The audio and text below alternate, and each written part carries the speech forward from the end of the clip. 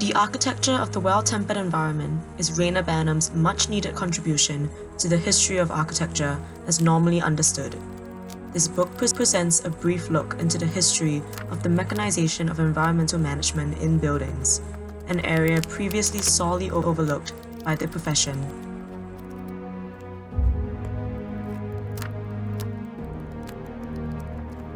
But before Banham, another, too, was fascinated with the mysteries of mechanization. His task was simple: to use the seemingly innocuous fragments of mechanized tools and their histories to inquire how our contemporary life came about. Tools and objects are outgrowths of fundamental attitudes to the world. To understand a way of life, we must first investigate the instruments they use to shape daily life.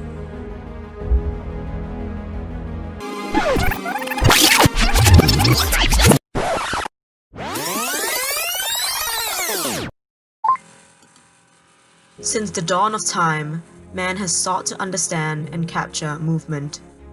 It is the mastery of movement which underlies all mechanization. From the ancient Greeks, we inherited our foundation in mathematics, geometry, logical thought, and expression. But the ancients had a classical view of the world, as eternally existing and self-renewing. As the Greek temple symbolizes vertical and horizontal forces in equilibrium, so too did the earth form the forever immovable center of the cosmos. It was the modern scholastics who became convinced of the earth's rotation and entranced with explaining the nature of this movement. They were determined not only to represent movement, but to render it in space, to literally learn to feel the pulse of nature. The first tools of mechanization were those that helped us represent movement by movement, to capture the changing only by the changing. And so it was the modern world's rationalistic outlook and belief in the creed of progress and invention that spurred mechanization on. The 18th century, with its great international expositions, synonymized progress and production. Daily life was dissected into its component parts, and each piece mechanized. Rationalism, economic efficiency, relentless utilitarianism, demand for mass production. These were the driving forces of mechanization, through all aspects of the human psyche, through all the senses.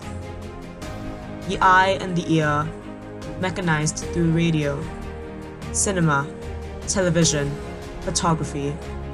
The limbs, mechanized through the automobile, highways, the cancellation of close contact of man with nature.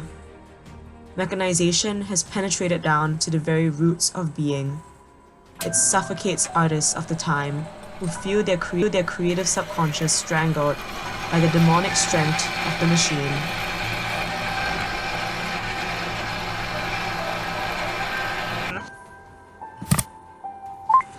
Mechanization is ultimately a battle between the hand and the wheel. The human hand is the original master tool for performing movement. Its sensitivity to material, triple articulated fingers, integration with the mind that governs it.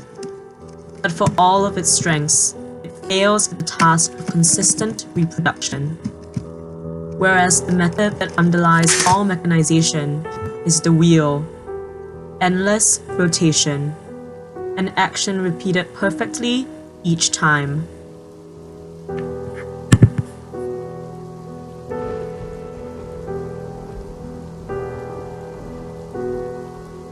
As mechanization takes over, that which used to be handcrafted is replaced with the rotational perfection of mechanical production.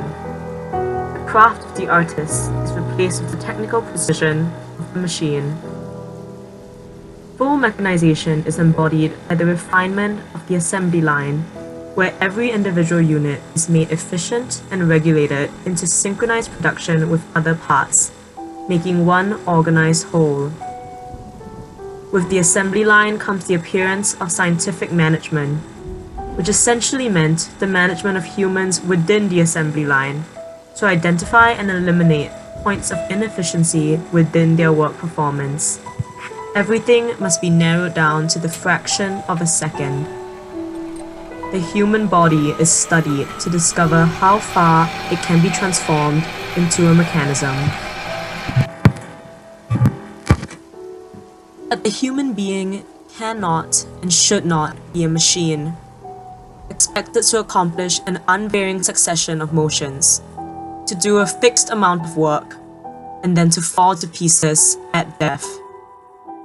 And it is the defiance of this notion that leads architects to stray so far from the science of mechanization.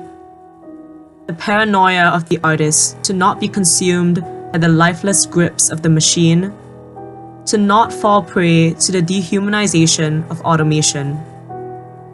What Gideon explores as a part of history, Banham recognizes as the roots of our profession's current failures.